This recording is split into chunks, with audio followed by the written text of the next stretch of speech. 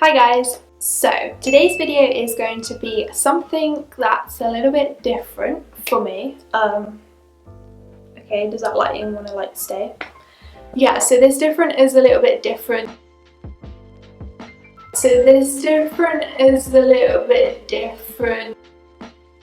From ones that I have previously done. I don't think I've ever done a video like this, but I'm super excited about it. So if you watched not my last video but the one before, you would have seen that I redecorated a whole entire room. It is the room that I'm sat in right now. So if you want to see what this room looks like and the process of decorating it and where like everything's from that I've got in here, go check that video out. It will be linked on the screen somewhere throughout this video.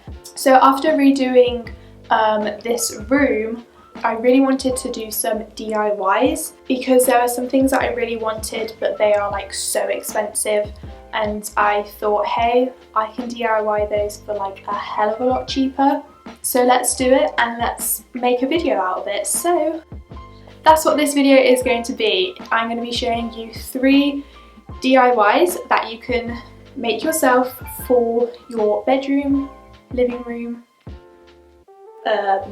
art studio, whatever you want, whatever room you want to put these in, you can do so. So the first 2 of these DIYs are actually made from things I got from IKEA. So they're kind of like IKEA hacks.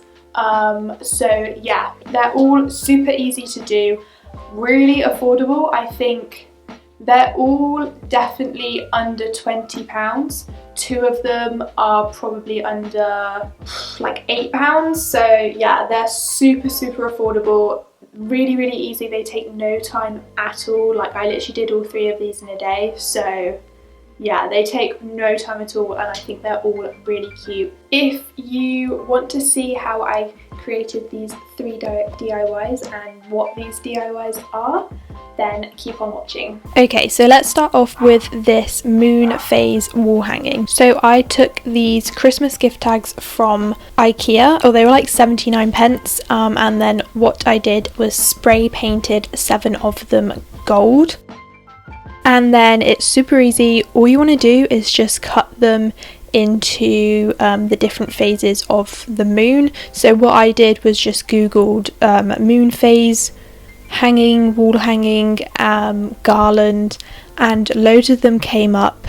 So I just kind of looked at the shapes of the wall hangings that I found and just kind of replicated that on this. So yeah, I can sit here and try and explain the shapes of them, but it's probably easier to just watch how I've cut them out.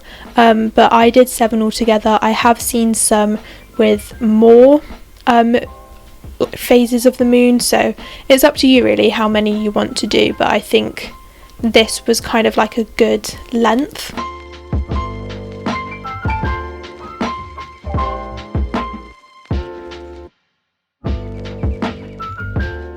So yeah, it's really easy to do. This took me like 5 to 10 minutes because most of the time you're just doing 2 of the exact same one, so it's super easy to do, and there's really not a lot of thought that goes into this DIY, which is perfect for me.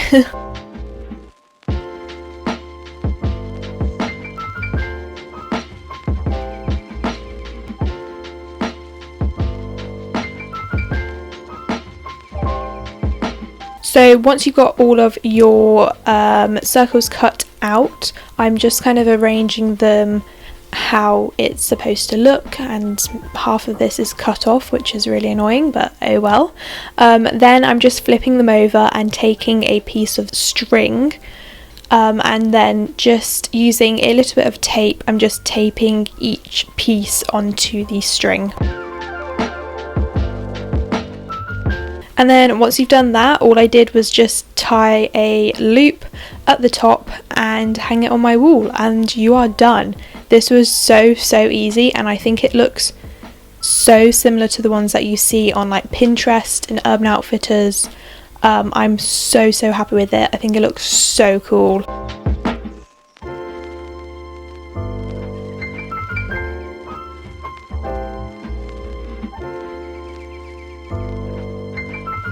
So for the next DIY slash IKEA hack, I took this Nesna side table. This was £12. Like, what? That is crazy. So yeah, I took this table and I just assembled it like normal. I then took one of these placemats. They don't actually have a name, but I will link everything that I used down below. This was £2, so super affordable, and all I did was using some double-sided like foam tape, I just stuck this onto the top of the table. Super simple, I know. I had been looking for ages for like a rattan slash like woven side table, but they are so expensive. And then when I saw this on IKEA, I thought, hey, I can DIY that. But yeah, once that was stuck on, I just trimmed off the excess, and then yeah, that was it. It was so easy to do. It took barely any time at all, and I think it looks so cute.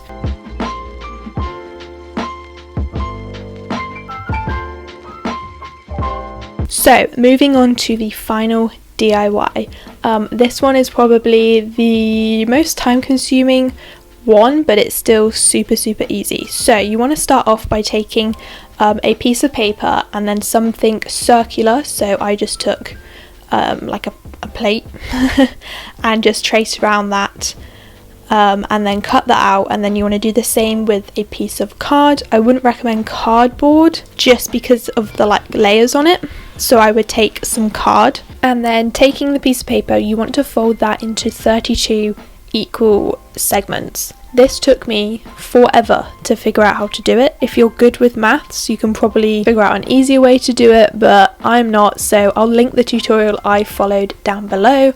But basically you want to fold it in half again, and then in half again. Unfold that, and then you want to take the two outer corners and fold them into the middle. Make sure when you're folding these you create like a really crisp crease.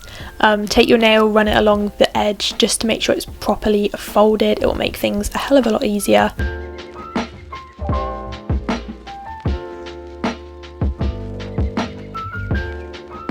Then unfold that, and you want to take that bottom corner and just fold it in half to the closest crease, if that makes sense. And then taking that bottom corner again, fold it up to the third from the bottom crease. I think that's right. You can kind of see what I'm doing here. And then you basically want to unfold that and repeat it on the other side. So taking that first corner, fold it in half to the first crease, unfolding that, taking the first corner again and fold it up to the third from the top crease. I really hope that makes sense, but yeah, again, the tutorial I followed will be linked down below. It took me quite a few tries to figure this out, but hopefully that makes sense. So anyway, once you've done that, you want to just take just a little bit of tape and tape those two circles together, just so it'll make it a bit easier, it's not sliding around the place. And then you just want to cut about a 1/2 inch down on every crease.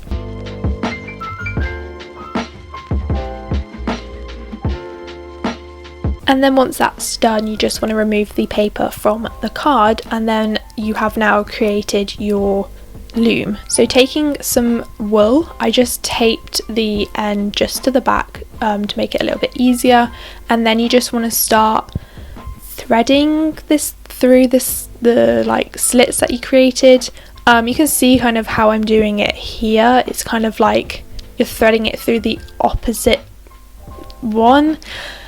It's kind of hard to explain, but you can see what I'm doing here. So you just want to do that all the way around until you have covered the whole circle. And then with that end, I'm just doing the same thing and taping that to the back again.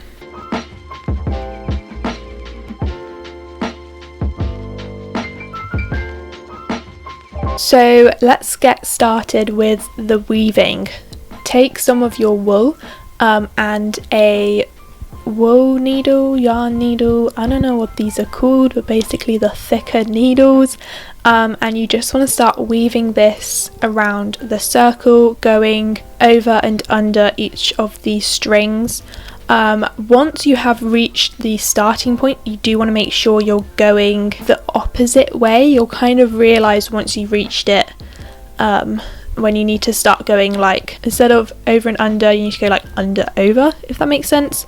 But yeah, it's super easy to do. All I did, I just put on some YouTube videos and just sat and did this, and it really didn't take too long either. If you run out of string, it's super easy to add a new piece. It's just like weaving a tapestry. So yeah, you can kind of follow a tutorial for that if you want. You can add in different colours of string if you want, different textures. Yeah, exactly like a tapestry. I just stuck with white wool for mine just to keep it nice and clean and simple. You want to make sure as well you're not tugging too hard on the wool when you're weaving. You don't want it to be too tight, otherwise once you finish this it will curl up at the edges, and you don't want that for a coaster.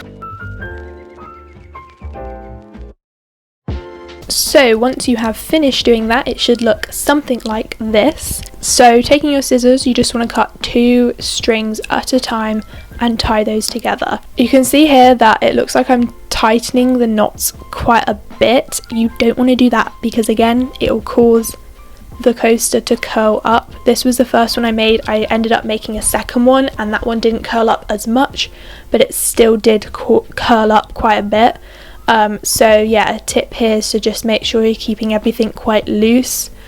Don't worry about it all unthreading because it won't. I think that's what I was worried about, but yeah, try and keep things as loose as you can because it will make sure your coaster is as flat as possible. So then with all those loose threads, you want to take your needle again and just thread them through the coaster.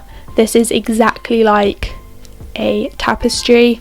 So yeah, with all of those loose threads around the edge, just thread them through and then cut off the excess. You can add like a dot of glue if you're worried about them unthreading, but they shouldn't unthread. So yeah, that's just how you finish it off. But once you've done that, that is your coaster finished. I think these look so cute, very like Anthropologie. I can picture them being on there for like probably like £20. But yeah, this was so inexpensive to make and was super quick. Oh hey, you made it to the end of the video. Thank you so much for watching this. Buddy says thank you too. Yay. I really hope you guys enjoyed this video. If you did, be sure to give it a thumbs up. Don't forget to subscribe to my channel down below. And let me know if you try any of these out. Yeah, that would be really cool. But yeah, with that all said, I will see you guys in my next video. Bye guys!